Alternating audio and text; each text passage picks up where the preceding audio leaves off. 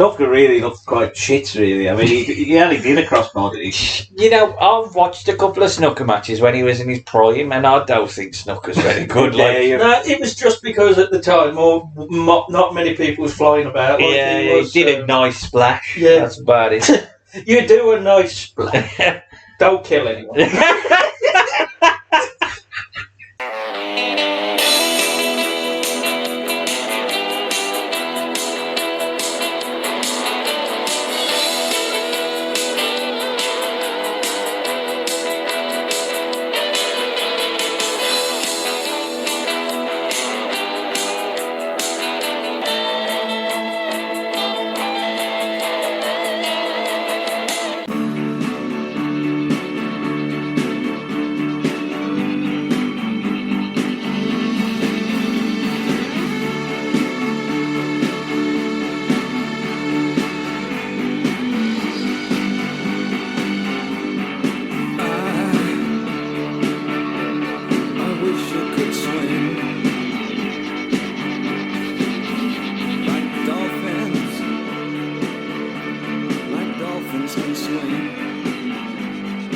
Hello and welcome back to the only wrestling podcast that exclusively rebooks, reviews and reimagines the worst of wrestling's past. We are Better Call Creative, and as ever I am joined to my left by Baby Bundy himself. It's Jack Chance. Hello. And Sam, who do you think you are? But leave that snake alone. I was thinking either Yoko or Anza. Oh, come on. It's Samson. Hello. And we have made it, despite Jack feigning illness to get out of talking about it. But we have made it 100 episodes, and we are scraping the bottom of the wrestling barrel. We are checking out Heroes of Wrestling. Had you watched it all the way through before? Or had you... Not before. I've saw a clip. Yeah, because everybody knows a man. But I've not watched it all the way through before. And I think I did watch it one video where they covered the pre-show as well. Oh, the pre-show's all the talking. It's all the talking because Jake actually does a decent promo on that. Does he? That was before the drugs. Yeah. He had 2 hours after when he got pissed. Yeah. Do we all feel a bit different now we've watched it through? Had you watched it before? I've watched a couple of matches before. The Iron Sheik match and the main event. How did you manage to get through the 5 minutes that we get the pleasure of seeing Mr. Sheik and Mr. Volkov? It felt longer than 5 minutes. Yeah, it was. But surprisingly, our last podcast was on the 24th of October, 1999, and this took place 2 weeks before No Mercy 1999, which featured Austin and Triple H in a barn burner of a main event. And we had the ladder match. That tag team did have Godfather Midian. That could get on there. It might be in the fantasy card at the end. Bloody hell. But yes, we're only going back two weeks. Amazing. What happened 2 weeks before? So the Canadians and the Aussies have still got Mambo number 5 as number 1. The Union. But in the UK, we're going with by Eiffel 65. Oh, I'm blue. Never do, never die. I'm drunk.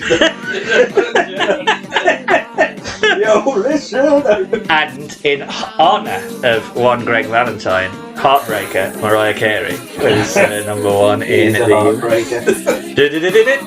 Greg. American Pie topped the box office in England, which is weird. Just not in America. Not in America, they weren't bothered. And West Bromwich Albion, 2 weeks after this, we lost to Walsall, but we never lose at Molineux. We drew 1-1 with the Wolves. And Wolves and Walsall back to back. It was a couple of weeks after, so we probably played someone. I'm going to say that's a bit strange. He's having local derbies back to back. And for the first, in the middle. Yeah. And the world must have been turned around because it wasn't quite as bad a weekend for us as it was for Liverpool, who were knocked out of the League Cup by Southampton 2-1. Well, at least it was a Premier League club. For now. Well, for then. Then it was, yeah. No longer. Poor Southampton. But yes, unfortunately, and you can't feign a cough to get out of this one, Jack. You've got to talk about it. Because, yes, this is the first of what was planned to be 4 Was it 4? 4. They were going to do And I was going to do more, but I didn't realise he was only going to do it. He knew after 4, after exhausting this roster. Well, if these lot can live through 4, we're all right. Some of them, I'm surprised, lived through 4 minutes, let alone 4 pay-per-views. There was 2,300 in attendance, which actually beat the UWF's pay-per-view in 1994 or whatever it was. But it was a lot of paper, and it was a Casino Magic Hotel in Mississippi. And you know that it's a Casino Magic. They tell you with everything, it's Casino Magic. I'm surprised Tony Khan ain't got there for a promo. Do you know some of the people that were approached to appear that didn't? That chose not to? I know Gordon Soley was due to do the commentary, but he was ill. Yeah, I think he actually passed away. Not long after this. Bulldog? No, I think Bulldog was... He was after his title shot. Yeah, he was after his title He shot. should be on here. After that fucking rock match. Vader, who just left the He got WWE. to All Japan. Yeah, even he went. Terry Funk, who must have been between Retired. ECW and WCW. I think he left WWE in 98, so he went back to WCW, so he might have been on his way there. I don't think he went back to ECW around 99, did he? I can't remember. I don't think he did. Bam Bam Bigelow, who was probably again between WCW and ECW, and of course, Honky Tonk Man. He don't want it to go out. Can you imagine him in the main event with Jake? Jeez! The glue that holds it together. The honk. He just kept doing that. He could have hit him with a guitar and say, "See, I told you he was on drugs." He missed him. He gets Honky's guitar and misses him. I think it'd have been the Rhythm and Blues Explode. I think he'd have took George Steele's place. Oh, God. That's the only angle we've got. Yeah, that's got to build to the next show, surely. That's the only bit of build we have for the next. Dirty old man. Enough of that. He died this week. Anyway, 30-minute preview show that didn't really develop much. Basically, it's a bunch of promo packages and stuff. All of them apparently are better than the ones we get on the show, and there is quite a famous one coming up. Yeah. But we do have a cold open with a King Kong Bundy promo, which is interrupted by the former, and it's important you say that, the former Yokozuna. Why don't just give him a new name? Well, don't they call him his name he had before, Kikina Maximus? Yeah. Or Rodney. His Yoko. Just call him Rodney. Then people will think it's Rodney from the... What a weird name. I thought you were going to say Rodney from Only Fools. Put a party in me pocket. That would have been a brilliant main event, wouldn't it? Sort that out, Delboy. With your Rodneys. Rodney. I think the main event is a bit like a Delboy story, isn't it? That Delboy sold them Jake and he's turned up like that. Bloody hell, Del, he's out of here. Right, yes. A very short, misplaced advert plays for the event, which is weird because I'm watching it, but okay. And we do get probably the best moment of the pay-per-view, which is the in remembrance of Gorilla Monsoon. I'm not sure he appreciated that wherever he was. Maybe they tried to approach him. Maybe he just thought, I do not want to be on this bloody show. Thanks for remembering me on this. Yeah. God. We get a short hype video, which does give you some of the matches and some of the men. You've still got time to turn off. Randy Rosenblum is on the stick with filling in for Gordon Soley. Or was Randy filling in for Gordon? I would assume so because he don't know what he's on about. There's some moves that he miscalls. He miscalls, and I think Dutch would get really pissed off. Well, one of the challenges I always have when I'm making notes on these is naming the moves right. Like some moves I get wrong, but I don't have a problem with this one. You can't get punched and kicked.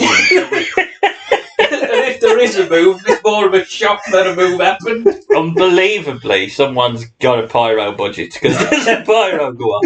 Yeah, but that's it then. I like how Dutch puts over that tonight you will see stars that fans haven't seen for a bit. What a way to put it over, eh? We'll get a rundown of the card, we'll go to the ring, and it's Crispus Stanford. What a ring announcer today. It does try and drop a few catchphrases before introducing. I am awful. Yeah, he's not very good. Well, you can say that after everything. They are awful, though. Because going to the ring is the Samoan SWAT team, which it's not Fatu. Well, it's Sam Fatu. Oh, is it? Yeah, it's his name. Fatu. Samu Fatu. Because I thought they was thinking, Samu Fatu, the head shrinkers, because they was the Samoan SWAT No, team. it's Sam Fatu and Samu. Yeah. Because Samu was there. The other one is... Tonga Kid, isn't he? Is he? I think it is, yeah. I think it's the Tonga Kid, or Tamatonga, but I think his name in real life is Sam Fatu. And his real Samu name is is called... Fatu. Yeah. Yeah, oh, okay. That's fair enough. Yeah. And we see, strangely, as they're coming out, we see small pictures of Marty and Tommy, but that's not the only thing. Hooked up. Paul Adams is the first man we see. He's very happy. He's shite. He calls himself Self throughout the promo, doesn't he? Samoan's team looks very ready, known as SST. When I was approached about being part of the Heroes of Wrestling pay-per-view, I had to think to myself, Self, what do you want to do to announce your presence nationwide with authority? So I said to myself, Self, why don't you go directly to the top of the food chain, the SST, go to Biloxi, Mississippi for the Heroes of Wrestling,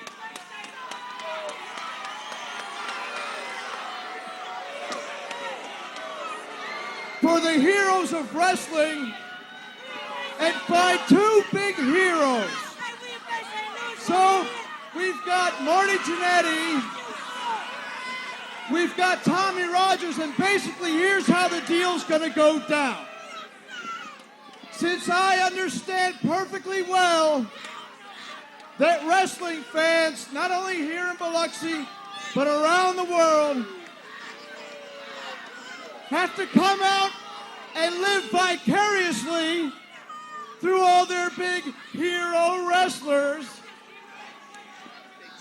because basically none of you have a pair big enough to get in here and fight and combat and take on two guys like this yourselves.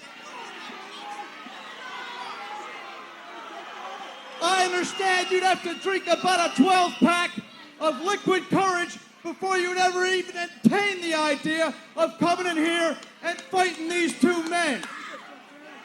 Not to mention myself. myself. Fans are not happy about the fact that it's been announced that it's Biloxi. It's Bay St. Louis, Mississippi, and the fans are even more up in arms. Bring on down those two sacrificial lambs, and I'll let you introduce them because, quite frankly, I'm not going to waste my time mentioning their names again. And I said to myself, Self? Shut up. Well, Samu and Fatu, not that Fatu, it's Samu and the Samoan Savage I've got, so I think I'll do the research for you there, Sam, don't worry. Yes, Paul Adams now cuts his awful promo. It's annoying, but maybe it works because it might be like the Jimmy Hart thing where me and you hate Jimmy Hart, but maybe that's what Jimmy Hart wanted all along. So fair enough. I'm not sure that Paul Adams wanted that, but who knows? Paul Adams, yeah, that's his sounds name. like a lower league football. Yeah, he's definitely going to turn out for Grimsby. He puts over the SWAT team as the top of the food chain here in Heroes of Wrestling, and, well, they probably are. He cuts a bland, shitting on the fans promo, living through the legends of the past and being cowards and won't get in this ring. Thankfully, Marty and Tommy are out until we see them. And then, Marty, what's happened to his gear? That's just going to be short. Lost property, Marty. Mr. Dark Side of the Ring itself, Marty Jannetty. God, they're going to have to do a double episode on him, mate. He's the last one. You could do a whole fucking series. What a man. He'll just go through all these WWE runs because he's been hired and fired that many times. Who was with Tommy Rogers in the Fantastics? Bobby Fulton. Bobby Fulton. Was he the Marty of that team? Is that why they're together? I don't know. What in ECW? Yeah, we saw Tommy. Yeah, he invented... Tommy Cairo. What Tommy Cairo? He invented Christian's move, didn't he? Yeah, yeah, because I had a rant about it. Then Joey Styles was going on. Yeah, like it matters. Yeah, he's just like a fuck. Did that come through him? I know he was still in ECW, wasn't he? Fun Time Marty and Samu will start us off. We get an old school boo and yay spot. Marty rallies in the corner with hip tosses and drop kicks. Tommy joins in, and well, he barely joins in, but he does join in, and the crowd pop, and the babyface. But the crowd pop. I like that. Yeah, miscommunication in the corner, and Giannetti works the arm. There's nice teamwork as Tommy joins in the teamwork, and then immediately steps back out to let Marty continue, which is basically all the match. Marty does it. Tommy comes in a little bit, gets his heat, and then just steps back out. I'm off. He stays in to kick Fatu in the balls, but that's about it. Kick him in the balls.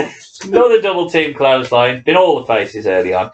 Big crossbody gets a 2 from Marty. The Samoans need to regroup, so Samu lays in a kick to the kidneys from the apron and a headbutt to the balls, and the heels have control now.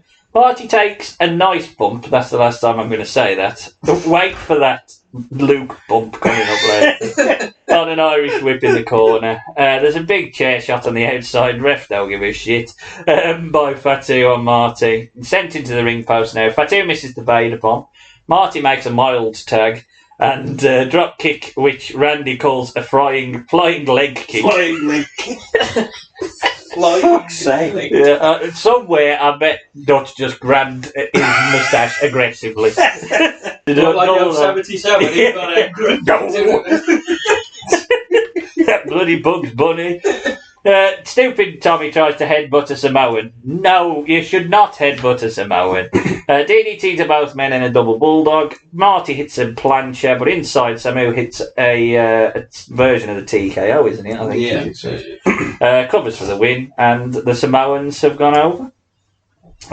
Jack, thoughts on that match? I don't mind it, to be fair. I thought it was a decent enough opener. I thought they gelled well. I thought Marty did quite well. It was probably the MVP of the match, and I thought Tommy did his job okay. I expected better. I expected better from you after ECW, but I thought Marty did well, and I thought the Samoan SWAT team did all right. Well, they look impressive at the very least. Even though they look a bit older, they look like they look like the dominant team. Yeah, for this, I thought it was a good opener. And assuming it's a four pay-per-view sort of run, you can see that if they're going to introduce the tag team titles, the Samoans should be at the top of that sort of pile.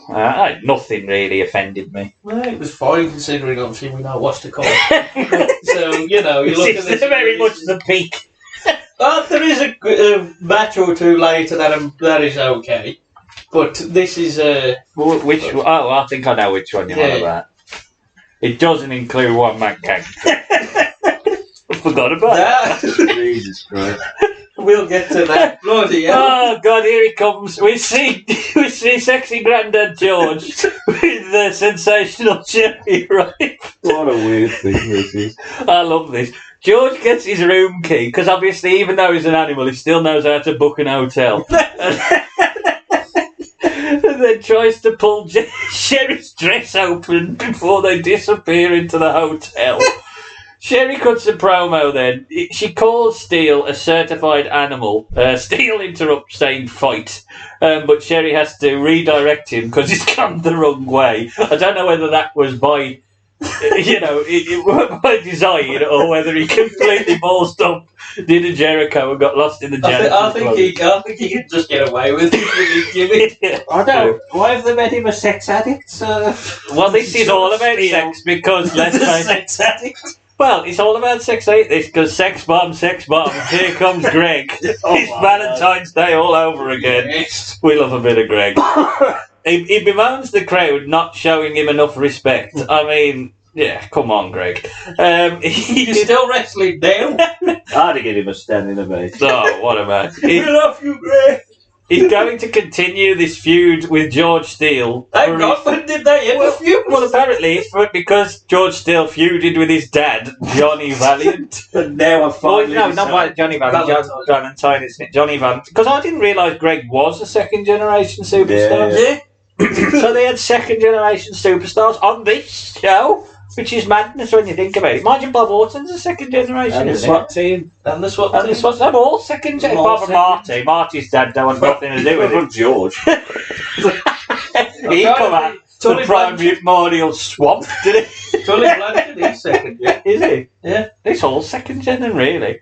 He promises to beat George and take his girl. More on that later. George Steele intimidates Greg Valentine, who decides to stalk Sherry for some reason. George protects her. Steele bites the arm of Greg and teases eating the turnbuckle pad, which basically is all he needed to do. They probably said, please don't do that, we haven't got any replacements. What I can't believe, when did this ever become a rule? Take that shirt off! Take your shirt off! Maybe that explains Jake. He thought, oh shit! Better take that off. But George didn't do a silly dad run, though, when he did it. Greg heals it up because he jumps in the middle of him taking the shirt off to choke him. What a spot. And when the shirt's over his head, Sherry turns heel and starts choking him. And I don't think anyone I'm watching it. The commentators don't kind of explain to us what's going on. And if he was in that crowd, you'd be thinking, hang on a minute. What's this? 3 minutes into this match and we've had a heel turn that sort of gets negated later. Greg with a series of elbows, or the series being a very kind word. Steele has his shirt off finally. He uses a foreign object, because everyone does, and hands it to Sherry. Steele goes for dinner in the corner, but Sherry now hands the foreign object to Valentine. Now, this foreign object, it looks like a bit of ginger. That's the best I can say, really. It looks like some root vegetable. It looks like some bit of plastic, but considering where he hides it, it's like under the fold of his body. Stuck it up his arm. Sexy Greg. Steele recovers as Sherry and Dutch have a chat. There's a big animal chant, which is amazing. They wanted LOD, obviously. As Steele gets the foreign object back. Sherry clocks Steele with the chair, which the ref just ignores. And then Sherry hugs Greg. Steele dumps Sherry over the top and chases the heels off. He gives the crowd finally what they want, which is the chewing of the turnbuckle pad. Greg comes back briefly. Oh my God, he's back! But just to get chased off properly, I think. And there ends the ballad of Greg Valentine. This was the Beauty and the Beast match. Greg's beauty. Grudge match. Because every one of them is a grudge match. So, I mean, I think it's well intended. Like, I can kind of get behind the idea of this turn. What is it they say? The road to hell's paved with good intentions. Get that object from your arse. I think she tried to play the obvious heel to the oblivious babyface, but it ironically, even though it was like a 6-minute match, it dragged on. It was very slow. There was no real true payoff. It was pretty awful. Which is probably the stand. It's probably average on this awful pay-per-view. But it's one of them matches. It's so bad, but you can't be angry at it. It's more funny than maddening. I just love beautiful Greg. I just don't want to see the shot of the object under the fold of his arm. Well, I imagine you're a bit of a George Steele boy. And you're I'm George Steele. Greg boy, so... Well, they say one of his best moments. This is me and Jack in the nursery. This was shite. That was really bad. I expected a lot better. It was awful. The heel turn as well, like happening after 2 minutes. That was unnecessary. And it is only like 6 minutes, but it does feel like 20 minutes. So, was it going to be that there was going to have another match on the second one? Yeah. Sherry on a forklift. Was George Steele going to get some woman for a next tag? That'd be brilliant. Like Miss Elizabeth. Was there still alive at this point?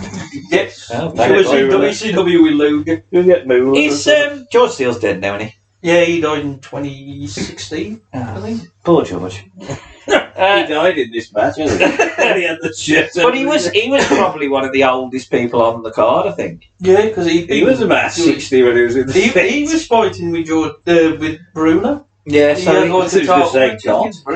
probably was fighting God. I can only imagine the only person that might have come close is Sheik. Out of all of them, because even the Bushwhackers... Dolomite had been wrestling since the 50s. Fucking hell. Well, he's still wrestling, isn't he? He just out here in the ring. Yeah, he got to change his he took the video game backstage and thought, I can make a career out of it. Fancy planning your retirement in the 50s. I'm going to wrestle this way forever, so I can do it I forever. think he has actually officially now He retired. couldn't go walk. After a bit of tech problems, surprise, Julio De Niro. That real hero of wrestling. Is it Julio De Niro? It is Julio De Niro, but it's Julio Fantastico, as we will learn from Lou Albano later. I can't lose in a minute today. Forgot about it. Or he could have been the GM of this. Commissioner, this man, Commissioner Lou. Yeah. Right. He cuts a promo. He's telling us he's he's wrestling's greatest superstar, and he's never going to lose ever again. I always love that statement. That's such a I don't really know how to cut a promo. It's the Giant Gonzalez, I'm going to kill you kind of promo. I'm going to kill you. I'm never going to lose again. I'm a heel. 10 All minutes right, later, just looking up at the lights. He's the measuring stick, not Scorpio. I didn't think Scorpio was. Scorpio's got a belt. Get a new stick. That belt. It's pretty bad promo. He also lacks any. It's like he doesn't really believe what he's saying as well, which doesn't help.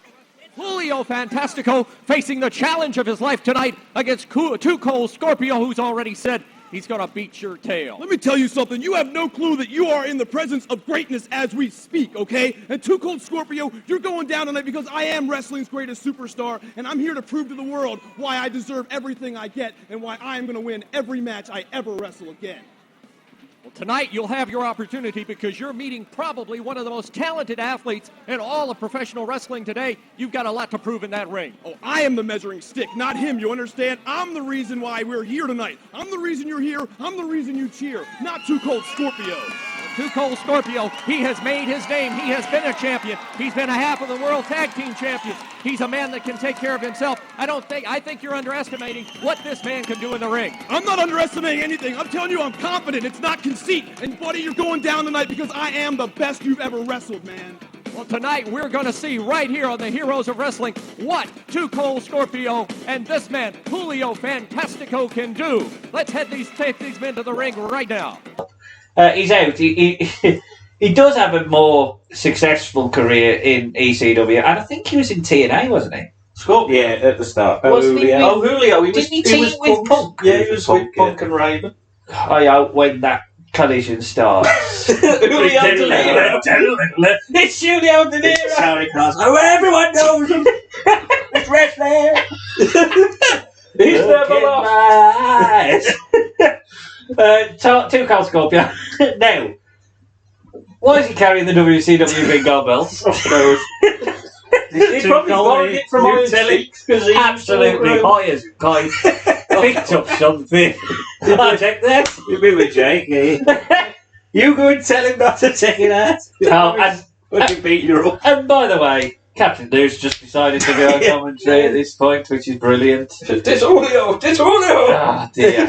20 minutes in and this show's gone to pot. Lou does completely and utterly take over the commentary scene. He puts over the show, puts over everyone. This is that. It's brilliant. It's a fantastic show. It's brilliant. What a man. Have you been on the vodka again? He's probably the most sober there. Yeah. I think he might have actually stopped drinking at that point.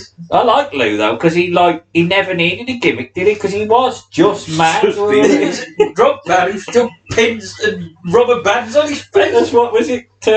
Bobby Heenan who said Captain Lou who refused to be fired. Brilliant line. And I think I've watched a Billy Graham shoot where he goes that Captain Lou never had to wear a t-shirt because he was so warm from always drinking. So he never had to wear a t-shirt. Oh dear. This energy crisis wouldn't have affected it. Lou corrects Randy's miscall of a leg drop for drop kicks. Cheers. Thanks, Lou. Sorting him out. Scorpio. Him and Dutch, that's who did him with the team. I love him. Honestly, just wait till the end and we ask the MVP because I'm telling you now. Scorpio rolls through, but there's a little bit of mistiming before he hits a drop kick and works the arm. Julio struts after a shoulder tackle. Not really sure why he's stalling for time, but okay. Did he think there was some scats there for one of the other promotions? But Dixie Carter might have been in the crowd, you never know. Tony Khan probably would have Yeah. Well, there you go. Look in my eyes. Scorpio hits a drop kick and a roundhouse kick to the outside, then dives onto Julio on the outside. Julio recovers to hit a Jericho-style springboard drop kick. And again, there's miscommunication as Julio skins the cat onto Scorpio and then dives barely onto him. It takes no sense. It takes a big bump on the back drop over the rails into the crowd. We can't see bugger all because the production value is so shit.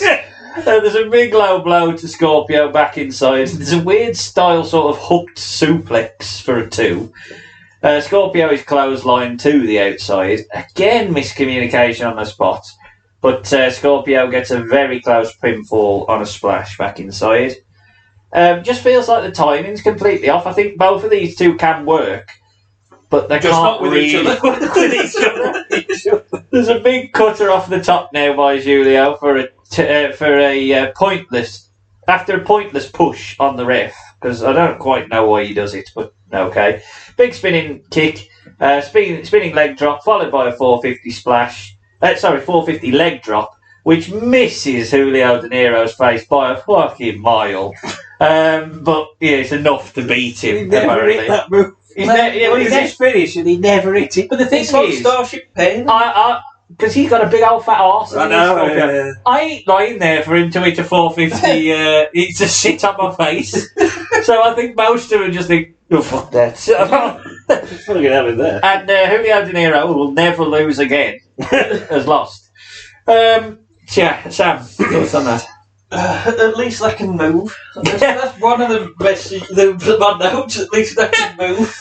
Considering the rest of the card, that it was okay. But again, hero of wrestling, Julio wanted hero. That's apparently why he booked it. He booked it because he said he wanted a fast-paced match to break it up because he knew everybody else was going to be a bit slow. Yeah. So he had Scorpio and a young kid.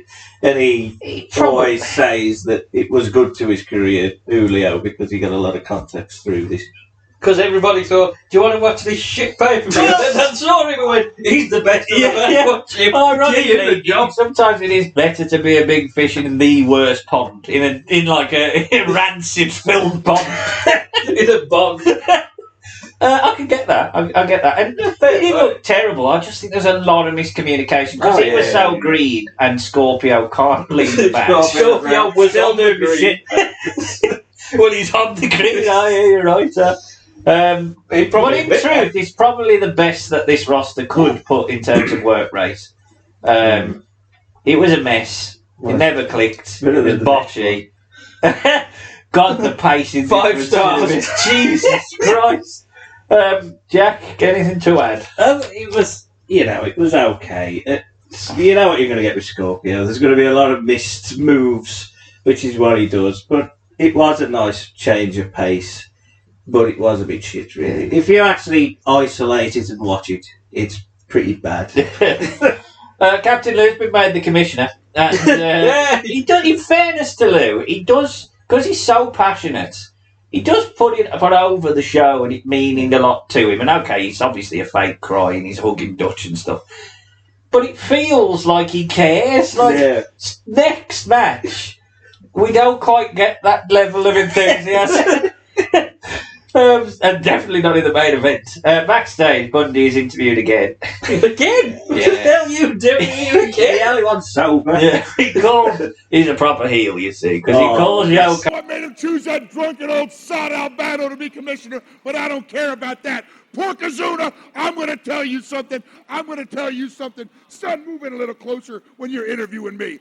I'm going to tell you something that hundreds and hundreds of other men have learned. Beaten and battered men, and what they learned is this, punk. You diss the great Bundy at your own peril. You're getting the avalanche, you're getting the 5 count, and you're going to be finished. Oh, Porkazuna. Fucking brilliant. I loved that. Yeah, he already shits on the commissioner, and then he warns that Yoko is going to get the avalanche and the 5 count, and he's finished. That's what he said. I thought it was all right. Yeah, it was good. I don't mind it. And in fairness to Bundy, He's trying. he tried. He's all right, Bundy. I've always liked him. Call him up, Vince. Yeah, get another Call him one. He might have better production value than that bloody time that he went back in '94 and he was climbing that awful building in there. Oh, when he picked up the bucket. stakes. You think you're special. Out walks, out waddles. It's Iron Sheik and Nikolai Volkov, and they've managed to pick up another random foreign manager. They've managed to pick up Chelsea Starling. Nikita Brezhnikov is the name of the character. I don't even know who he is.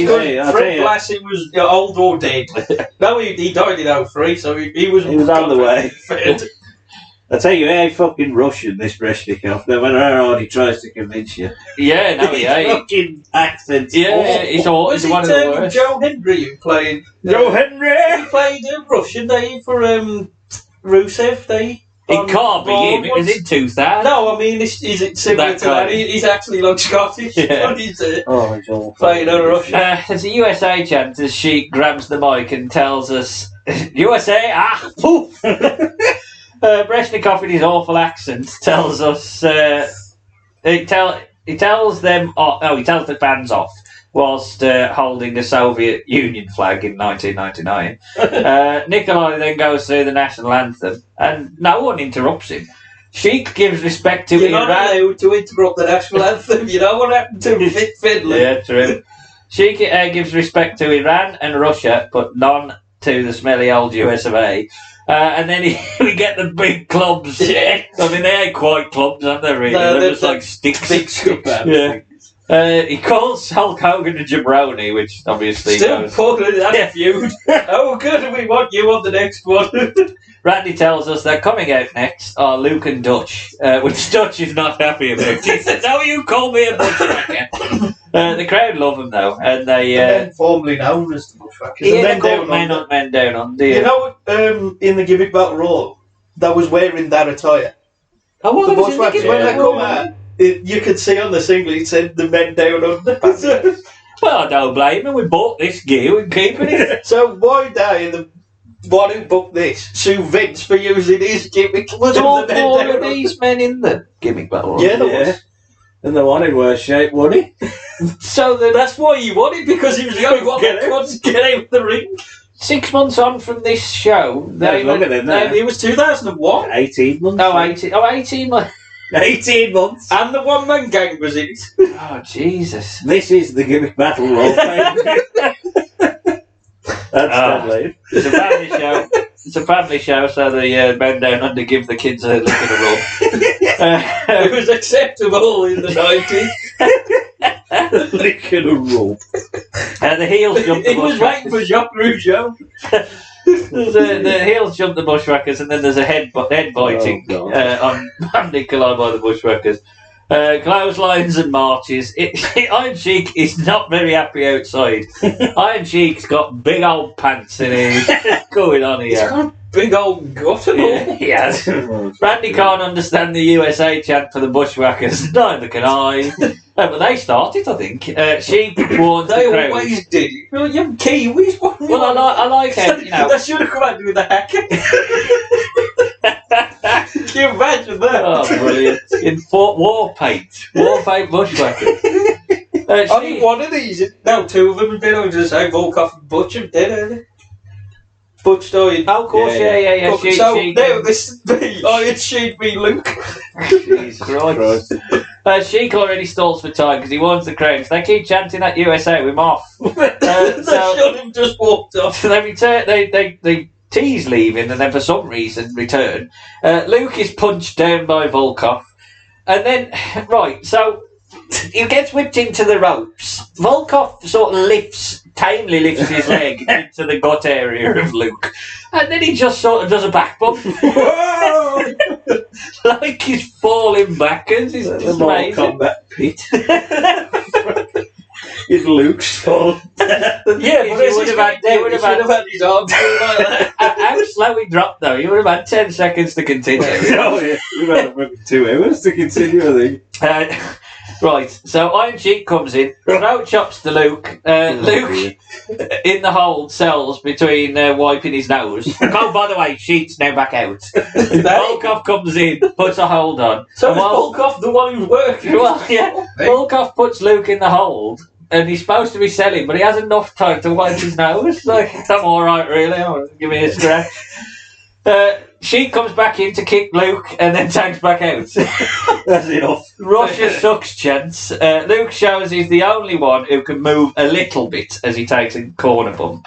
The weakest of backbreakers I've ever seen. It looks like he just gently puts him down. Yeah. Go to sleep now, Luke. For a two. Was it Luke or Butch? It was Luke. Camel clutch, Butch breaks it up. Volkov misses what can be described as either an elbow or a knee drop. It's hard to know. If I put both coming down, one of them will hit.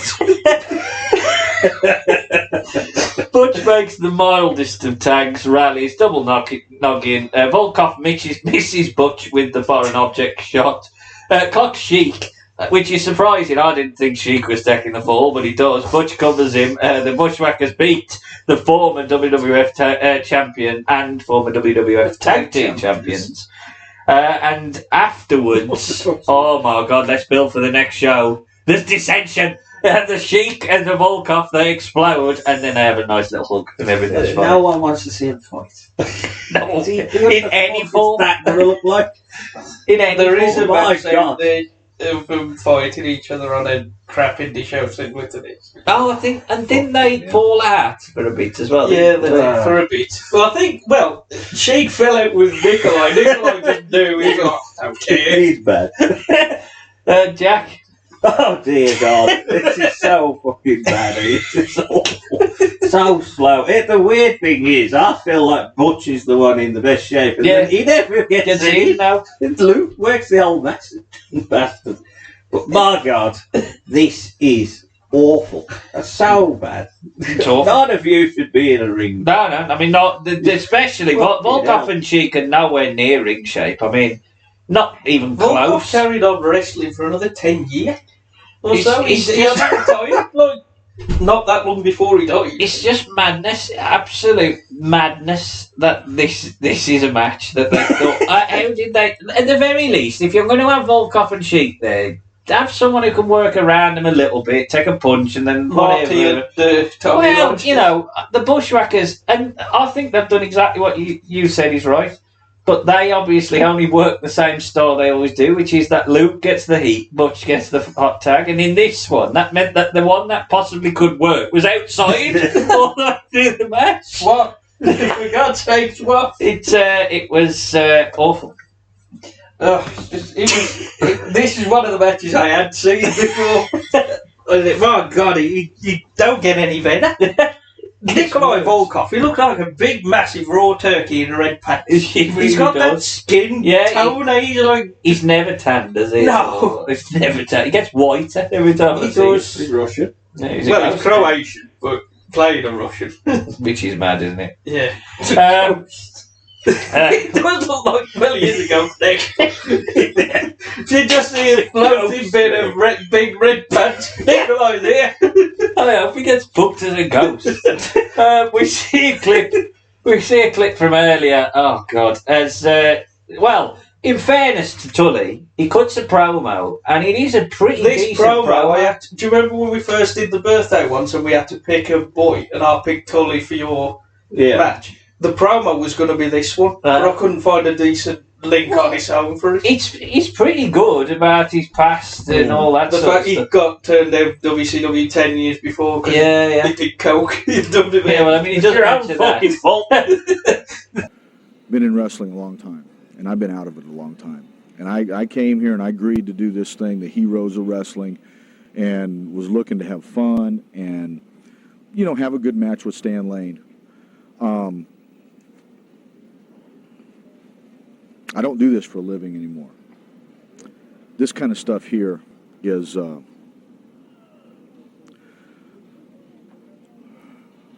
am really what I'm having is a flashback, really. I mean, we're talking about the intensity that I had with Dusty Rhodes and Wahoo McDaniels and the Road Warriors and Demolition and Marty Jannetty and Shawn Michaels when they were just coming up with the WWF. We're talking about taking everything that you got, everything that you are, and bringing it and stirring it back up. You know, I've been gone and just subdued and low-key, low profile. But you know, Stan Lane, I'm going to tell you the truth. The only reason you ever became a world champion is because you were Bobby Eaton's partner and Jim Cornette standing in the corner. And you rode a tidal wave that you didn't build. Well, the Four Horsemen was a tidal wave that I helped build. And you're going to find out just exactly what a tidal wave is all about. Because I'm going to tell you, Stan, 10 years is bubbled up inside me. 10 years all of a sudden at one time is bubbled up inside me. And everybody that's ever screwed me, anybody that's ever done me wrong, is all coming out. And Stan, the times and the feelings that I used to have for Dusty Rhodes have all just come to the surface. And the feelings that I used to have for people like Jim Herd and the people that signed the contracts with the WWF and WCW, it's all come to the surface. And I don't need to scream and holler anymore. I just got to look at my blood because you wanted to jam me in a trunk and make a name for yourself. Well, it's too late for you to make a name for yourself. And I promise you, Tully Blanchard might be a little bit older, but I still got the fire that made me what I was. And Stan Lane, you will find out what being a horseman is all about tonight. And he said he's having flashbacks about the past. He says that Stan Lane only became a champion thanks to Bobby Eaton and Cornette. It's very intense and it's believable at the very least. You know, I've never really makes you want to watch the match. Yeah, and he is the only one, I think, that will appear on the back-to-back podcast that we're reviewing today. But he does look older. He does look really old. I have to look that up. He does look really old. Oh, he got really old. When he comes out and he's not got a shirt and tie on, you think, oh, I don't think I want to see this match anymore. There's a lot of people in this that should be managers, isn't there? Wait till the match after this. Well, not only that, I mean, anyway, it says that everything is coming out tonight. This is after Stan had already jumped in before this. We then go to the match. Max Headroom. I didn't think that when I looked at him. I thought, bloody hell, Buzzcock. Max Headroom's out. Sweet Stan by arms. Oh, no, it's Sweet Stan Lane. He cuts a promo, which, to be fair to him as well. And now, ladies and gentlemen, I am the original gangster of love. I tip the scales at 228 3/4 pounds. I am Sweet Stan Lane. Pretty good. Excellent. Hit your heart out, pal. Sounded just like Michael Buffer. It's not the worst promo in the world. He talks quite well. He was a sportscaster, though, wasn't he? Yeah, for boats, I think. Was he like boat racing? Boat. Yeah, he does boat racing. But he never mentioned that, did he? He's not impressive. Well, that's bollocks to it. He's also a sportscaster. Oh, boats. Also, Jack, you've been to a panto or two. Why is he dressed like a pantomime genie? He does look like a genie. Who rubbed your lap? Hey, none of that. He calls himself, and there's no way you can justify this, Mr. Lane. He calls himself the gangster of love. Yeah, he always calls himself that. Brilliant. He's the least, Cornette would call him that as well. the least gangster I have ever seen in my life. Can you imagine Tupac and Stan Lane? Two of America's most wanted. You gotta make a change. Oh dear. This one feels like it's got a hook. There's tag team history. Yeah. Both of them are, even though they look doughy, both of them don't look like the previous match. It could work. That could work. Could work. Well, Stan takes down Tully with a clothesline. There's a big aggression as we spill to the outside. Atomic drop by Stan into the post, and then Stan chokes Tully with wires on the outside. Stan drops an axe handle, and then he has a little dance inside as well, which is fun. Swinging neck breaker gets a 2. Horseman suck chance, which is weird, because I'm sure that Tully Blanchard is the face. But, okay. Stan hits a nice throat chop, Cobra Clutch to Tully. Christ, this is where they go to the crowd. I don't know whether they're doing it tongue in cheek to say, you know, he thinks he's a ladies' man, but they're not. Or whether they're doing it thinking, oh, we'll show the ladies because he's on top now. And every one of the women that look bored out their faces, I think one of them yawns. Why have I come to this? I'm waiting for Jake. He looked as though Randy. Oh, he was rubbing his legs and everything. Big griefs.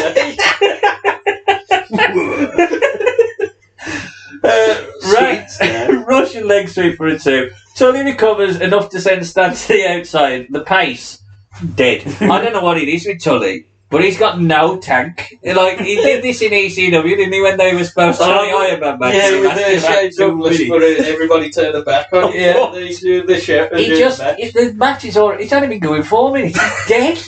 Stupid Tully. It's like he can't lift him up, so he just, fucking do the figure 4 outside. Okay. Terrible sleeper escape by Stan as Dutch covers for the pace.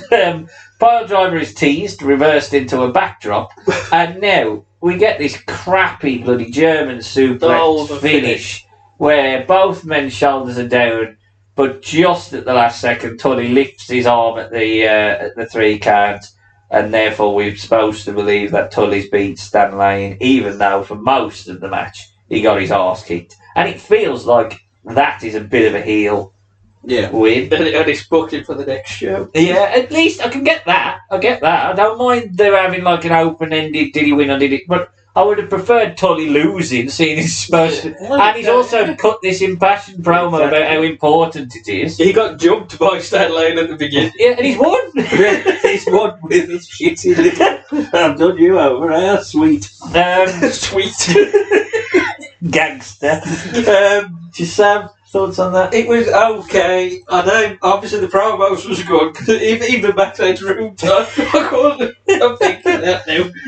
What was it? Merry Christmas. Santa Claus. The promos was good. The match was okay. Again, you got to think about the time. Well, it's very fortunate where it follows on. I mean. Yeah. What matches it's between? But the finish was a cack. Yeah. That was the only thing that let it down for me. I was really let down by Tully's stamina. Again, I think I wanted Tully to be better than he was. He is a proper mushroom. Yeah, it's just so goey. Let's go to the finish. I'm fucked.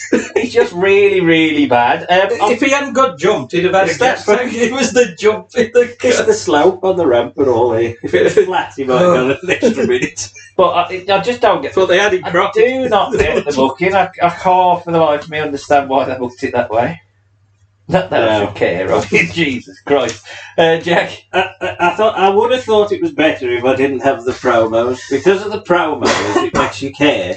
And then when you care, it makes it even worse. When you get let down. You just think, well, I've expected this to be better. Imagine how bad it would have been if Nikolai had cut really past Luke!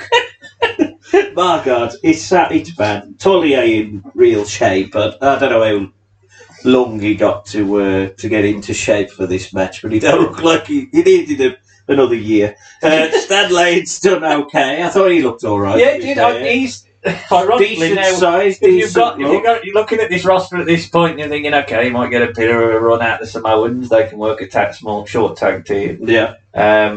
Marty and Marty's a good job guy. Yeah, Julio and Scorpio would separate them, and Stan's probably the top heel gangster Stan. So fuck me. But I thought Stan did okay and tried his best. He did, and Tully tried. But his body can't do it. Body can't do it anymore. What's happened? And that random fucking. They have the brawl after the match and he just suplexes him and then he fucks off. Yeah. I'm off now. That's my bump. Get one.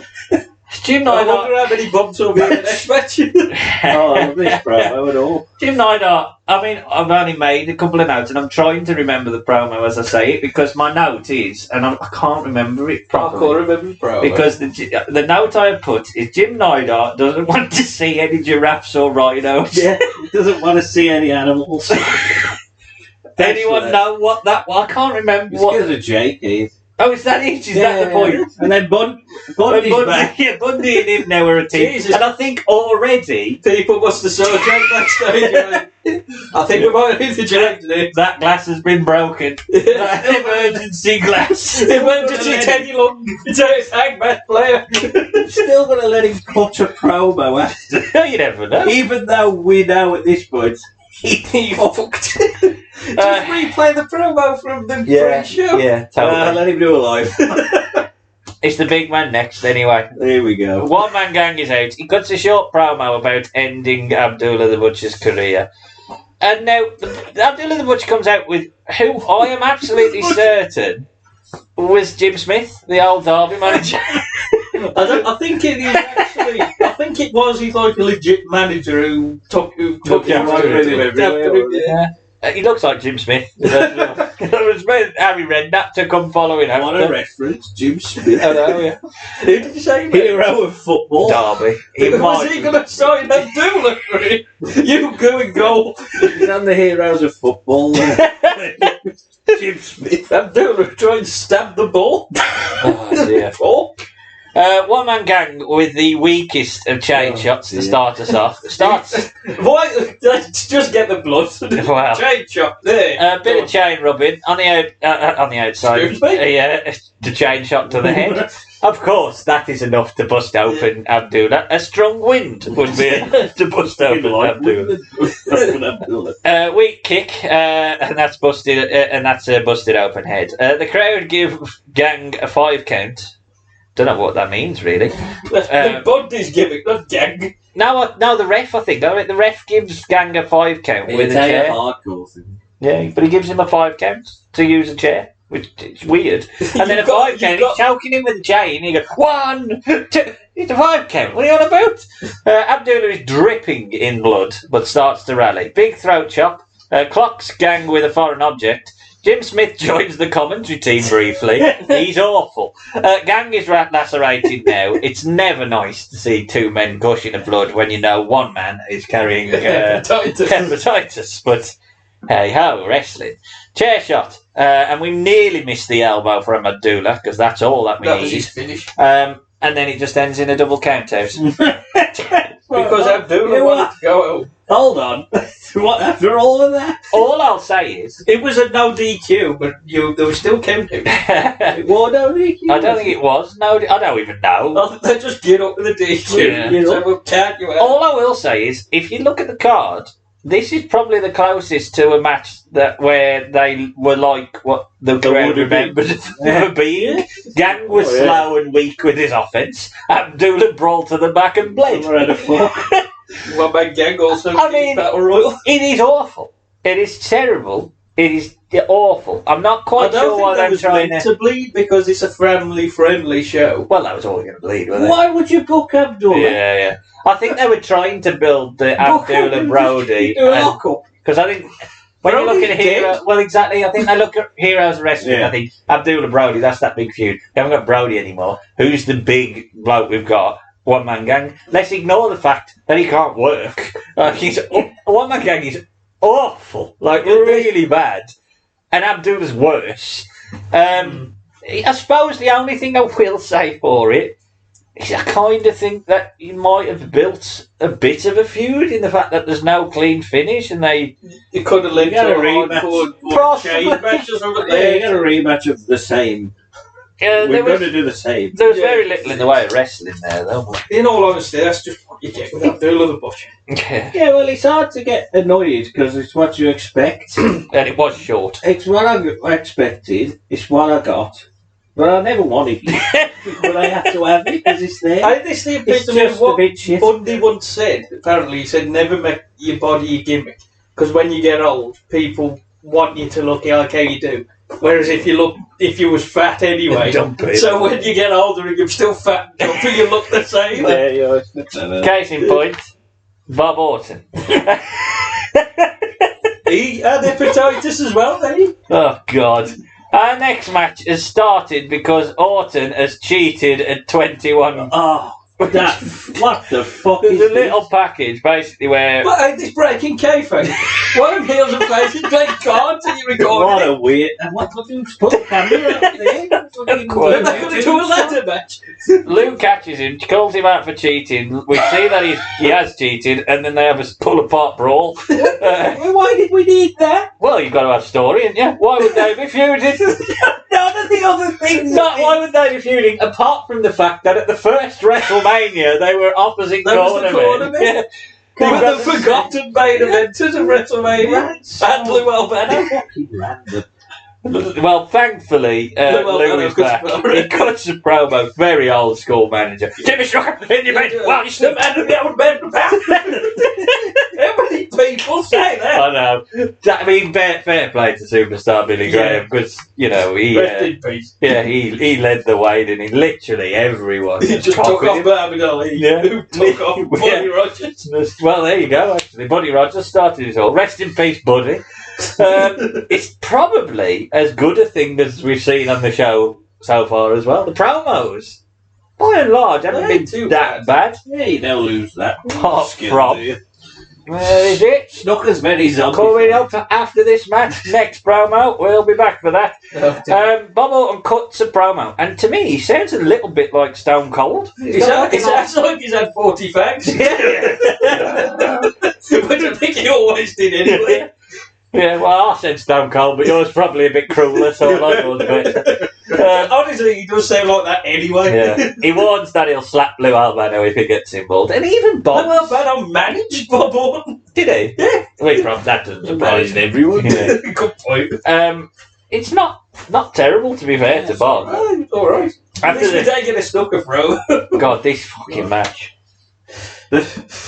This match, I mean, it goes on. It's one of the longest matches. I've got 4 notes. I know. After the ring walk, Snooker does start well in the match with a crossbody from Brett Rowe. Orton survives and kicks out. Orton then suplexes Snooker from the apron back inside. Shows off the guns, obviously. Big slam. He works over the back of Snooker and hits a back body drop. And then nothing happens because he puts an arm lock on. And it lasts for fucking hours. The only thing that does happen... The chance. Is there's a few chants from the crowd which date this... That really wasn't family friendly. No. There's an F word dropped towards one Bob Orton. Fuck. And not that one. Jesus Christ, it's not a family-friendly show anymore, unfortunately. Finally, after it's got to be 7 minutes, it felt like something like that. Got to be at least 5 or 6 minutes. Snooker hits a headbutt on a duck down to Orton, chops and whips Orton into the corner. There's a collision and the slowest 2 count you'll ever see. Weirdly, Bobby's down for absolutely ages, but he catches Snooker on the top. Lou blocks a superplex. Orton's not very happy. Oh, was he the superplex? Yeah. Oh, I didn't realise that. Orton's not very happy. He chases Lou, but he's caught with a high crossbody, and Snooker wins. The longest match when nothing happened. He ain't doing the splash anymore. No. He ain't taking the fucking splash. It's the longest match I've ever seen when nothing happens. I mean, it was awful. Like, really unnecessary. You could have just cut out 3 minutes of the arm Give work. it to the cheek. Get more claw. We need more Jake stumbling around in the main event. I don't think these were as badly out to shape as some of them. No. But, like, Christ, whoever rode it, I think they gave them far too long and they just I think got there that and was thought, just it. well, now what the fuck do we do? We've only got 3 more moves. Did he have his cast on? I can't remember. I don't think so. Because maybe they could have done something with that. So maybe just to waste a bit of time. I wish they'd have built more around the WrestleMania thing, to be honest. Yeah. But at this But they might have had to have said the big show formerly known as WrestleMania. Of course they I mean, at this point, it's gone, and the show's gone. He's probably just crying in the back, the bloke who's organised One of my notes for that match was the best you was going to get from these two at this time. You're probably right. I just hated the 4 minutes of armbar, or 5 minutes of armbar. It was unnecessary. It was slow. long. It was long. Snooker really looked quite shit, really. I mean, he only did a crossbody. You know, I've watched a couple of snooker matches when he was in his prime, and I don't think snooker's very good. No, it was just because at the time, not many people was flying about. Like he did a nice splash. Yeah. That's about it. You do a nice splash. Don't kill anyone. That's the start. Oh, Jake. Oh dear. Right, okay, here we go. So the promos up to now have been pretty good. It's the most famous. I've just realised, are these 4? One's alive. And it's Jake. Oh, in the main event? Yeah. Yeah, God. Even Baby Bundy's dead. Yeah. He died after the show. He died during it, doesn't he? Yeah, before we get to the main event. Okay, now that's weird when you look at the shape of him. You just think, should you go first? Well, I was sure Jake was going to make the evening, to be honest. Jake gets... Well, he gets a pop as he comes out to cut his promo. Ryoko, did he die this year? Or did he die in 2000? Yeah, 2000. He was doing the UK tour. Liverpool? I mean, that was because, though... He was on the Big Breakfast for it. Yeah, but that was because I think by that point, none of the... Because it's all commissions. Yeah, that wouldn't give him a license. Would give him a license, but the UK... Because we're still carnies. He's like, What's a Big Breakfast? Big Daddy. Big Daddy needs a new giant haystack. He is a man that you all recognize. He's a legend. Come on, Jake, get on in here. The folks want to hear from you. You know what I'm saying right now is this. You know, you go to a casino, and everybody says, well, gosh, a casino, you should gamble. Let me tell you something, Anvil. You don't want to play cards with me because I'll cheat. Okay? I cheat. You want to play 21? I got 22. You want to play blackjack? I got 2 of those too.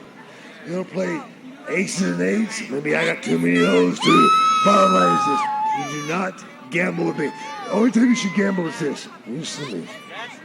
When you walk in a casino and you want to gamble, the main thing is you should realize this. To gamble, you must accept losing. I don't accept losing. And neither does Damien. Damien, my friend. My friend Damien is right here. You see Damien? Yeah, he just stuck his head out at us. Nice pile of snake, huh? Oh. You don't want to see us, do you? Well, Let me show you something. Yeah, that's Let okay, me show you Jake. No, I tell you what, Anvil. Go ahead, Anvil. Roll the dice. Mr. Cameraman, get your ass back up here. Hello? I'm talking to you. Get the camera back up here. That is not what you need to worry about, Anvil. Because the bottom line is this. When the DDT comes, then the snake comes out. Worry about the DDT. DDT. DDT. DDT. DDT. DDT. DDT. DDT. Think about it. A man of his word, Jake the Snake Roberts. He cuts a promo. He says, you don't want to play cards with me. All the while, he's just playing with his hair. He's looking after his face. You don't want to play 20 cards with me, because I cheat. Which is brilliant in of itself, isn't it? Yeah. You want to play 21? They just did it like that.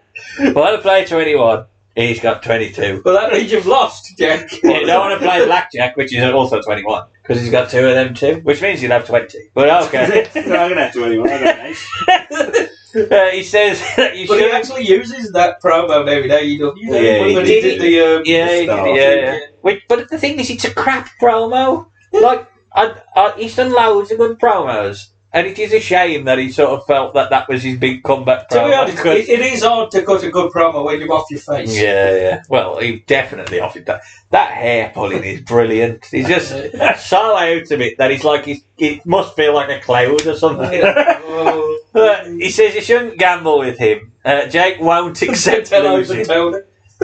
He shows the backstage announcer his snake in the bag, then gets pissed off that the camera just focuses on the snake. I can't blame the camera.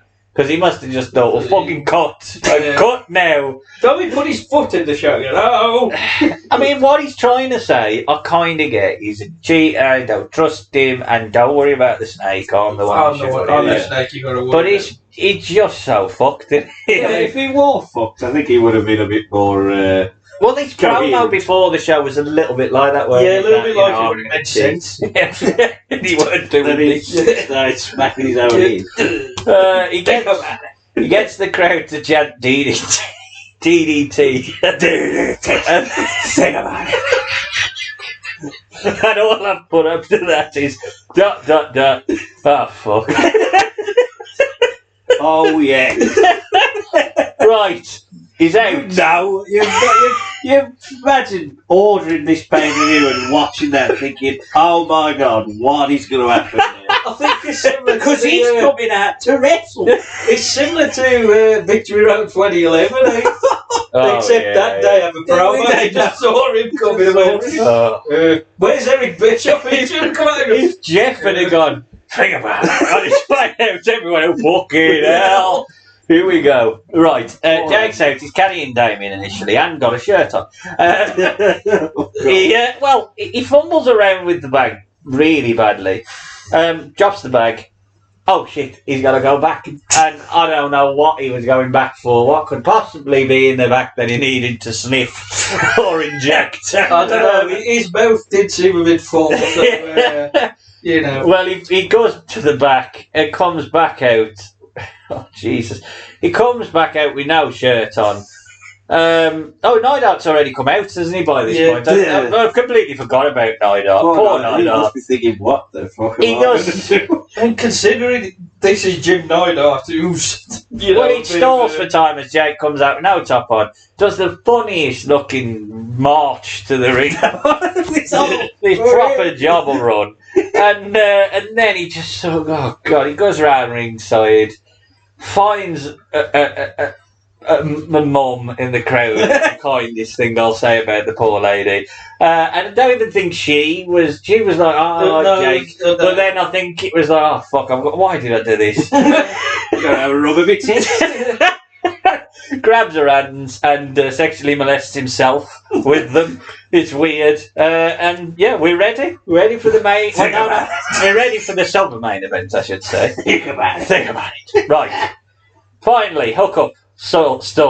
Jake, what I want to say is he hip tosses Neidhart. Neidhart just sort of does a forward roll for him. Jake continues to tease Damien. Jim lays in big shots to Jake in the corner. Jake does work the arm. He escapes the work. And, also, as well, by this point, Damien's out the back. He's fucked off. I'm off here. The cameraman's on it like, what are we going to do? Damien! Today, he went into the crowd. Well, no, I think Damien went, nothing to do with him. He ain't with me. He's using me as a Not with Anvil. Damien should turn heel. Good with Anvil there. Oh, dear. Jake decides to show everyone, his snake, he wiggles it around as a suggestive body part. What a fucking man. Oh, dear. Then lies down and licks it. Oh, God. There's a match going on, by the way. King Kong Bundy is out. Fucking pissed off. He's so angry. He's really mad. Neidhart uses the distraction to attack. Chokehold. It lasts a couple of minutes before Jake rallies to get out. Neidhart misses a charge. Bundy is up. He teases a DDT. Bundy's distraction stops the DDT. It's 2-on-1 until Paul Kazuna is out. He's fucking massive. And when you're sending him out to sort out the match, God. Can you save this? He's probably the second youngest man on the card as well, I put. Around Julia. I think he was in his 30s. In his 30s, wasn't he? Something like that. Late 30, like 30, yeah, 30. Someone in his 20s. Someone should have sat him down and went, you know what, mate? I'd stop eating if I was you. Just put that I tried that. And just... Then he went to KFC with Vader. Snuck out there. Oh, dear. I mean, I would argue, even with all of the problems, he's probably in the second worst shape behind Sheik on the whole card. Yoko. Oh, yeah. Sheik's in bad shape. Worse than the fat one.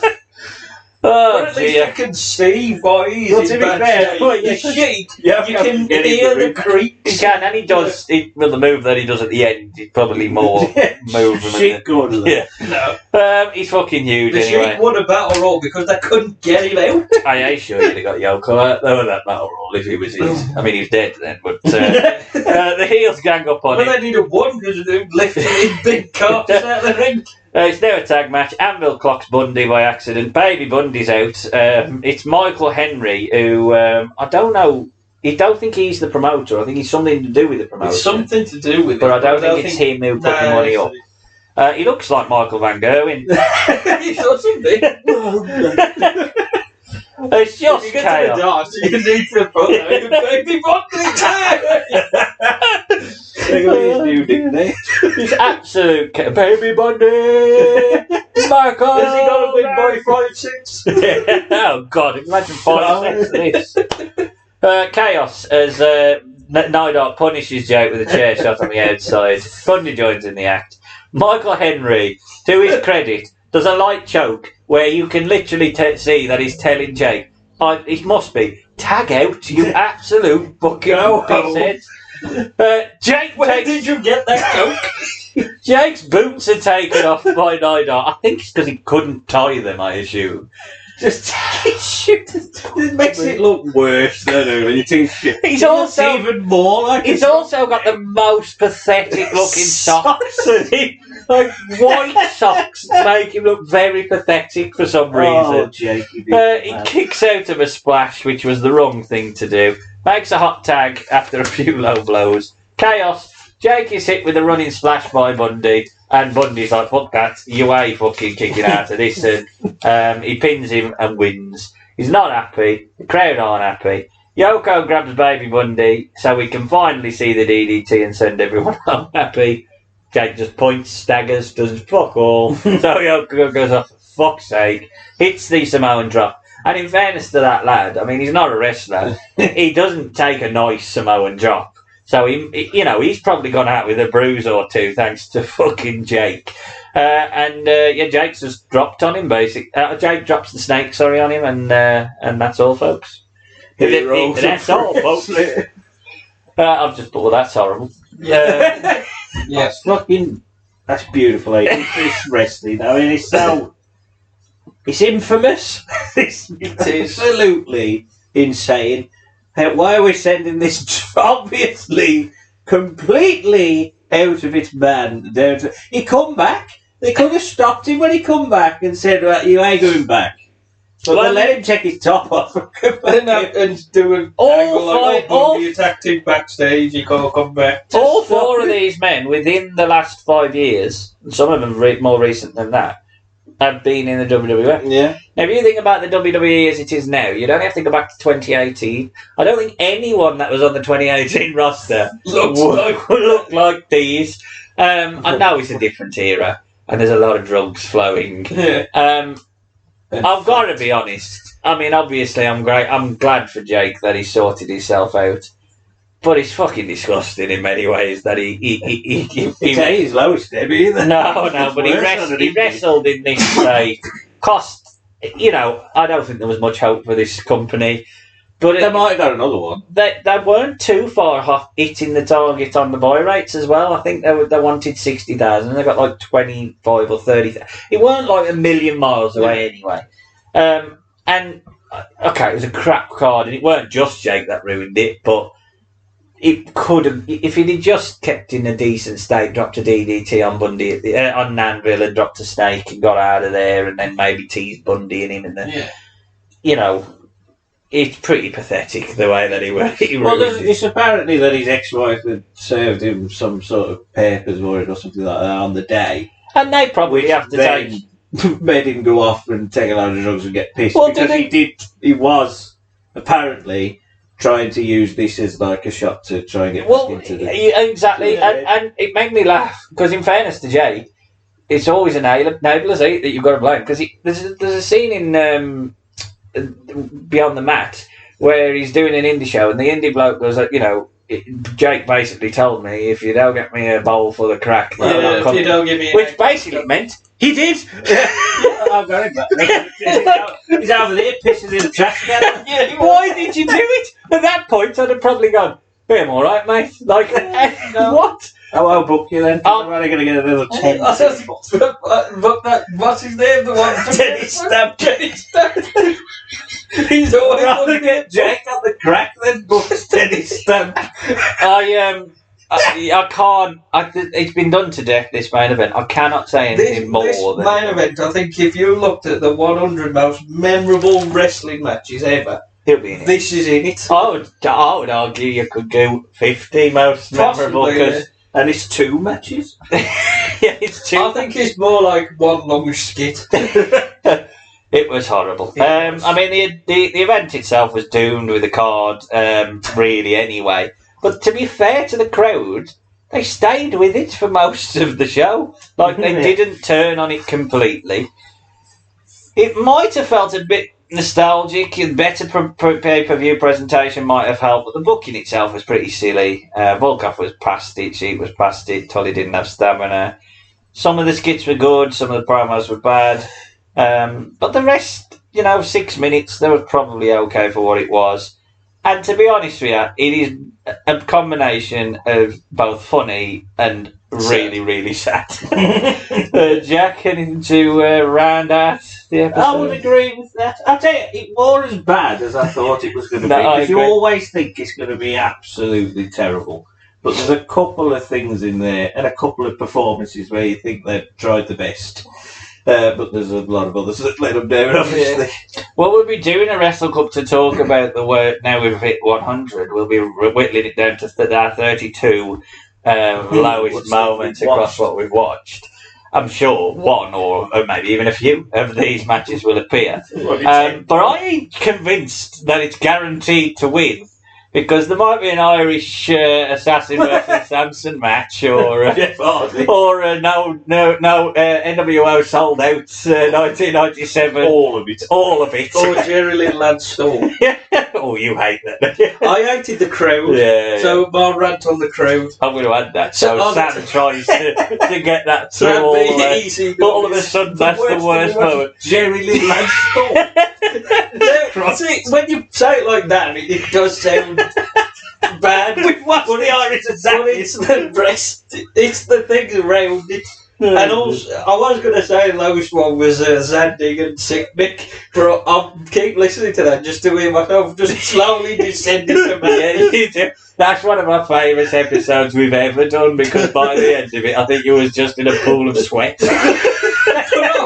I started talking about it and just ended up laughing my heart out and speak. Right, we got to do it, and God, this is lopsided, but match of the night.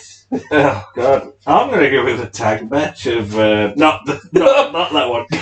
Which one? There's three. So am I. I'm going to go with that. I think I know what you're going to go for. I'd go for Blanchard.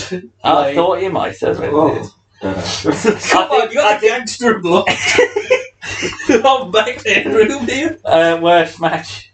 I'm going to go for the tag match of Sheik and Volkov versus Luke and Butch. I can't. I know it should be the main event. Yeah, I just can't not say it's the main event. I can't think that because the Sheik and Volkov match was just funny because it's like old men stumbling around. That was. I mean, all I will say though is how bad do you have to be Nikolai Volkov and Sheik, where a man who literally cannot function does enough for you to go, he worked better than that. Yeah, I enjoyed that more.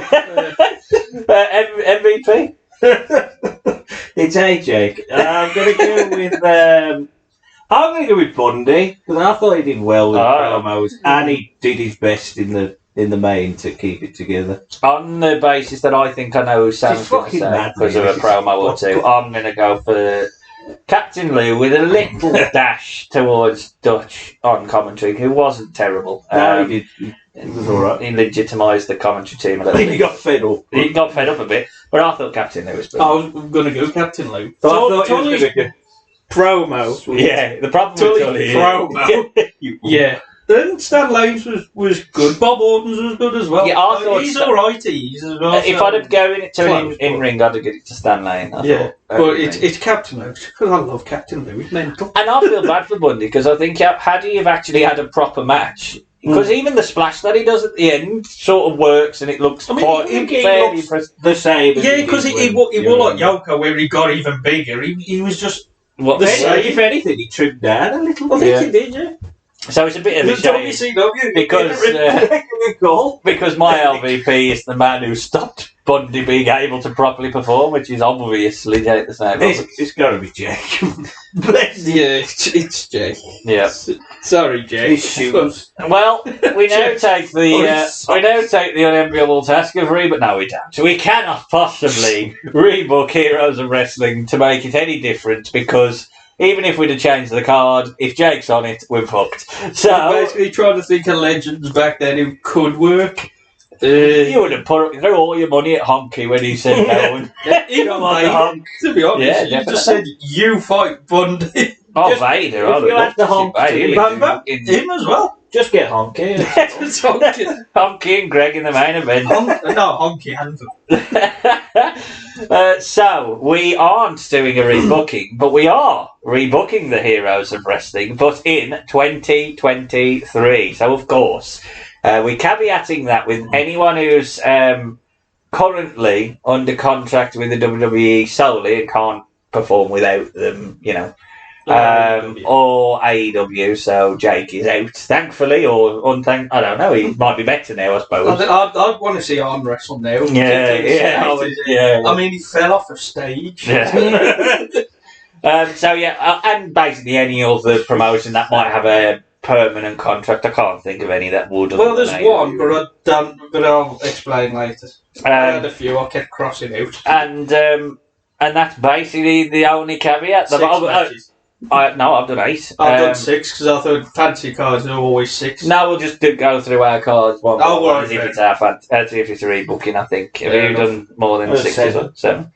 And again, the only caveat is, the rule. Of course, they must be alive. So, hang on, let me just do it.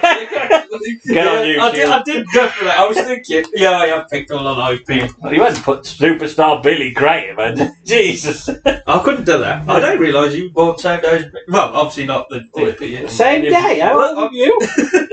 You've ruined it. I am. Coming up on the next podcast, I'll be opening with that line. So, go on then, Sam. Seeing as you're 6, I'll let you open up with your rebooking of Heroes of Wrestling 2020. Do you want me to go through all of them? Yeah. Okay. Or if there's any backstory. No, there's not really any backstory. Just I've gone for people who probably could work now. So there's no Luke or anybody like that. So the first match I've put Gangrel v Boogeyman. Yeah, I could work. You could do some weird shit. I don't use Boogie because of he's under a WWE. They just but I thought when you said that, I thought you meant like agent. Well, you call so. Exactly. My main eventer is technically probably under a. Yeah, so actually, Marnie's looking at it possibly so. But anyway, next match, 6-man tag. It's the BWO versus the FBI, and I had to specify Guido, Big Guido, and Marmaluke. Big Guido's still alive, are you? I don't think he ever has been. Really. I don't know, but yeah, we'll assume. Yeah, but I know Nunzio wrestles for MLW, don't we? Doesn't he riff as well? I've been in MLW. I haven't even rang the bell yet. A weird period. But that was it, because I was thinking Big Sal, but I thought, I don't know. Next match, a woman's match, and this is the one I changed, Eve Torres. Yeah. Because there was, one of the better ones. I've put Mickey James. Now, Erdo was with Impact. Erdo wrestled, doesn't it? Has he retired now? No, he just got injured. I thought he had the last match and retired. No, it was champ, but they just got injured. Well, it was either Michelle McCall or Medusa, the other, so substitute. Medusa randomly hates Trish. It's been proper, turned into a proper heel. Bitch! Yeah, starting day. I think it's probably turned an angle for a match or something. Yeah, probably. Next match. Al Snow v Steve Blackman. Oh, beautiful Head cheese collide. Yeah. And they're probably still. Are you going to have a little cheese bloke from 2000? Yeah, why not? Why not? Is he the ref? No. The next match you will like. It's a tag match. It's Bagwell and Douglas The Godfather and D'Lo. Jesus, What a weird. Well, I couldn't have What Mark a feud. Henry because he's in AEW. I don't know about Farouk. I don't think he can Move. I thought D'Lo and Godfather. The nation Shane Douglas good. Yeah. and the main event, X-Pac v Shamrock. Shamrock recently wrestled for Impact, and X-Pac. Did he wrestle in Impact recently then? Yeah, About 3 years ago. he was in the Hall of Fame, wasn't he? Rock did a thing for him. Oh, that was when Rock was on Impact, which is Yeah. amazing, isn't it? Really? And X-Pac could probably still go because he should still be in the Rumble. So that's my card.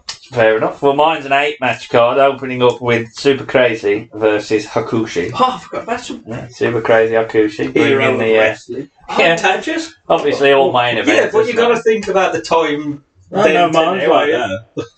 That What? Yours you is probably going to. Oh, I thought you was going to just go. I thought you was going to put like Luke versus Sheik. No, Oh, Bob Backlund. You got one. We got. Yeah, I've got to get that. My next tag team match is Scotty and Keish versus Powers Payne, obviously. Brilliant that they're still alive. I was going to book them. Maddie. Scotty over Fucking Warlord. Nah, Scotty works for the Independents because he's gone a bit mental. He was now, in hasn't control of your narrative. Yeah, he's gone a bit like one of Well, he them. was a zombie warrior. Yeah, he was, yeah. Put Keisha over. First match I'm going to put over Hakushi, I think. Next match, Gangrel versus Al Snow, the perennial weird part of the Attitude Era. The Brood v. the Job Squad. Yeah. Never-ending feud that we kept watching. I'll put over Al. Next one, surprising Rock and Roll Express versus. This is the team of the. This is amazing. This is because I put it and I could not think of another one, so I just put Snitsky and Samo. As in Mo from Mission. How come they use Snitsky and Hyde, right? I did think I was going to use them. I did. Well, mine might appear later on. Oh, yeah. He doesn't. I don't know why I did it, to be honest. Have you got a doink? A knock-off doink? I think I thought of Mo first because I was wanting to have Men on a Snitsky Mission. and Mo. Fisher is dead. Snitsky. Yeah, exactly. I thought, well, I can't have this. Next match. Now I can't have it anymore because of things that have happened this week. So that might give you an idea as we all point to the sky because it's Raven versus Sabu, who now may be under I thought you was contract. going to say like what somebody who's recently died. Yeah, randomly, that Jericho Adam Cole feud beats Sabu. The fuck? So I'm going Such a universe mode on the game, ain't there? Sabu's here. So on that basis, I'll just substitute Sabu for Stevie Richards, I suppose. I wouldn't say he's probably hired. I think he's just there for that one night, like Nick Gage was. You don't know AEW. Good point, He'd probably be the actually. champ by next week. He'll He'll be be the on sixth. The Bill Collision, he's the backup. The backup for Punk. We can't get Punk with Sabu. Oh dear. Next match, Duke Drowsy versus Rob Conway. What a match. Hey, Duke Drowsy now not got any like feet or anything. I thought he had That's lost Kamala and he's dead. No, I thought Duke Drowsy had the I do. similar. I thought he did, yeah. I'm still booking him. Book it. I'm finding out now. Because he used to sleep in a skip. He never washed properly. Well, obviously, You could wheel him out. In it. Texas Tornado thought we won. Texas, yeah, he had one. Next match, Brian Clark versus Haku. Because we saw that match for our Rat podcast. Oh, yeah, we and, did, it wasn't too bad. And main event, I have just done it. Heroes of Wrestling, stick to it. It's Tito Santana at like 80 or whatever it is now versus Jerry Lawler. Who's Had a stroke. Had a stroke. See, I told you. He has wrestled since he had a left stroke. foot amputated. I looked. He had a wrestling match this year. Who did? Jerry mad, eh? Lawler. So even Yeah, since the stroke, he's just got off. Since the heart attack, Stop. Just will never I bet he stop. won. He went over. He beat Bill Dundee. Or Austin Idol. He's still alive. He's still fine. Yeah, and obviously Lawler goes over in the main event. There's my Duke Drowsy has had his left foot amputated. Well, so did Tornado. Give him a prosthetic one, send him out with a bin. We'll all be happy. Yeah. Put a bin on, he'll be fine. The Texas Tornado, Duke Drowsy. But Dusty bin on his foot. What I'll do then is, as he's coming out, I'll have Jerry Lawler hit him with a bin and then apologise for hitting him with He's going to pull his foot out a bit. Oh, wait, that's Mad Dog's, not mine. That's another right foot. That's kid. I know that because of diabetes. He did say Because he's a dirty beggar, and he's slept in the bin. Oh That was dear. a gimmick, no? Stick in the dump. It's obscene. It's on the promo. Stick in the dump. Dirty bastard. Right then, man. La Parker v Psychosis. Nice. Match one. He still Fat wrestles, Parker. don't he? The Parker. Yes, he does. I can Well, get he confused. gets Is in the he ring LA and moves. Park? Which one's which? There's a LA Park's dead. La Is he? Parker's alive. But isn't there like a junior now as well? One of them. As well? LHO La Park. There's two, yeah. Yeah. Two junior. And one of them's Parkers. less fat than the other. Yeah, and La Parker's very fat. But he's brilliant. But he's brilliant and he can win. Does he fight it? Psychosis. In his mask. Yeah, put his mask on. Yeah, For that. God, I'd have his mask. Be looking like that, would you? Jesus Christ. Ruined the whole show. Man, you're ugly. Match 2. La Resistance. Yeah. Nice. All of them. Go on then. Versus Bubba and Spike. Not Devon. Oh, now he's under contract. No, not he's not anymore. left, but he's a bit like, no one really knows if he's going to die or not. He's in some weird health. So It can just be. I could use him. Like Jamie Foxx. But Yeah, you could have him like Butch, just not do anything, tag him for the 3D, and that's it. I could have dances with Dudley as well. Let's be honest, if you've had all of that. the, if you've had all the La Resistance, you can make him the surprise third member of Dudley Boys, who was always the second member anyway. And you could have Kenzo Suzuki for having the greatest tag team living Renee. Right. Hey, booking him. Bubba and Spike go over anyway. Match 3, Ivory v Jacqueline. Nice. Ivory. Match 4, Fatal 4-Way Hardcore. Sandman, Dreamer, Rhino, Raven. That'll work. I know there's 2 Impact there, but it's Impact, they don't care. They'll let you have them. Alright, then I'm having Mickey James. I had Mickey James, I'll let you. Alright, fair enough. So it was him. Look well, at if him. not, I'll just have Sandman, Raven. But I'll let Sandman go over because he's too drunk to get pinned. Match 5. He's the biggest risk of the Jake. Yes. Yeah, but he was like that anyway. If he wore like That was in his throat. Yeah. Why are you drunk? Match 5. I'm Brutus v Greg. I'm going booking. Oh, fat Brutus now. Fat Whalen versus Brutus versus Greg, who just probably looks the same. He looks like a Brutus, the blood pressure bar. Greg's going over because he's my boy. Does Hogan come to back the save? I was going to book Zeus Honky, but Zeus is dead. No, Zeus Honky, who is now Zeus. Oh yeah, with the With his grey grey hair. hair. Oh, Match 6, New Rockers v the Beverleys. Yeah, oh Christ, that's good. You could still do that. Yeah, why Can not? Get you Giuliani contact Oh, you could have Shane WWE Douglas. and get Von Wagner, or whatever his name is, in the I would corner? love Von Wagner to Yeah, and Sean who does NXT, he could be the Rockers. Yeah, Fantastic. exactly. Books itself, this. Beverly's My dad was a Beverly. And the main event, the only match that I tried on was Goldberg v DDP. That could be this could be his farewell retirement. And what a card to retire on. Greg. The DDP was over. Yeah, but Goldberg can win, and he's going to come from I was going to say the risk with Goldberg. You got to go up to the road to get Goldberg. Come on, your match is on. Get out that bookies, for God's sake. Stop headbutting the door. Come here. Well, there you have it, folks. It was an easy task to rebook it, and there was a multitude of different people we could have used. But let us know if you have a fantasy way of rebooking the I'm Heroes of surprised Wrestling. Sergeant slaughtered. No, hang on, is he still in the Fed? Who knows? Probably, who knows? He's Never still say. there. Oh, we just say he's still moving around. Him and Tony Gurria. Oh no, he'll never leave. Someone's whooping for Tony. Let us know on our website, which is bettercallcreative.com, our Facebook page, which is facebook.com/BCCpod, or our Twitter, which is @BCCpod. 100 episodes, and we will be doing a special edition of the Wrestle Cook to properly celebrate our 100 episodes. So we'll be discussing some of the fantastic, whimsical world of wrestling that we have checked out. But we aren't done, because we start with 101, where it all begins again. How much does this guy weigh? It's gonna be King of the Ring 1994. God, I forgot about that.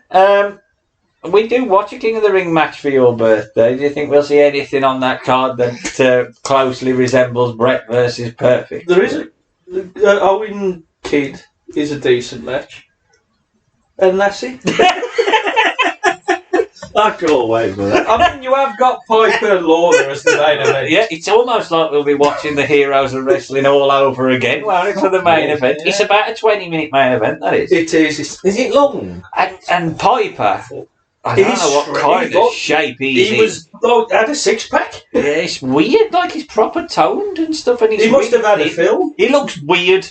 Like, he looks really weird. He looked at you should be in shape. Main event. The world match is Brett versus Diesel, where Anvil kind of turns. He costs him the belt, but he turns. He does a Sherry Martel too. I'm going to have a guess that in the tag match, Smoking Guns.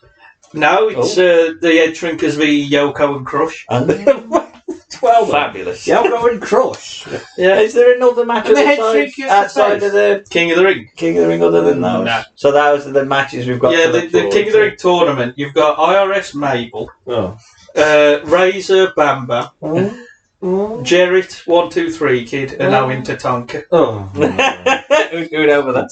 It could have been the King of Hearts, Tatanka.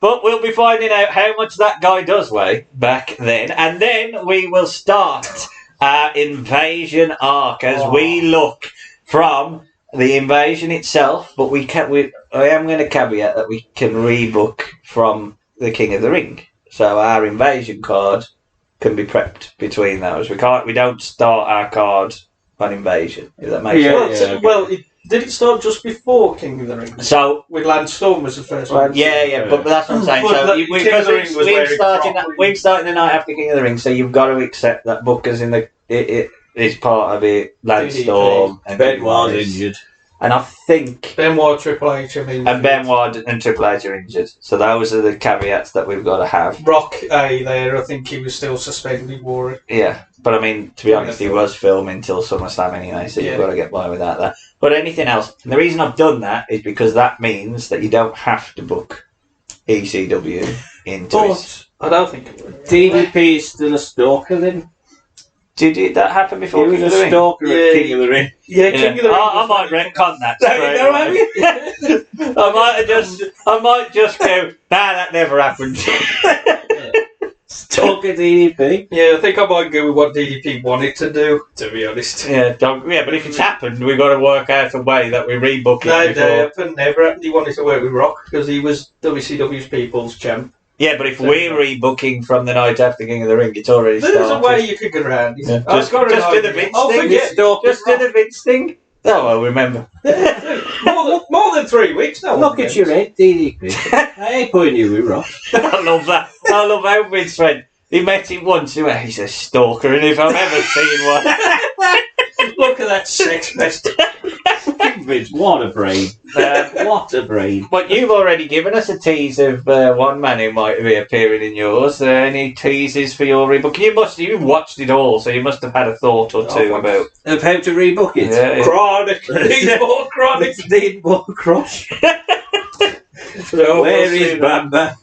So yes, we will find out what will go on through the mind of Jack Chance and the rebooking of the invasion back then. So, for the 100th time, it leads me to say, from Baby Bundy, goodbye, and from, I'm sorry, it's Sam Chance. Take them out.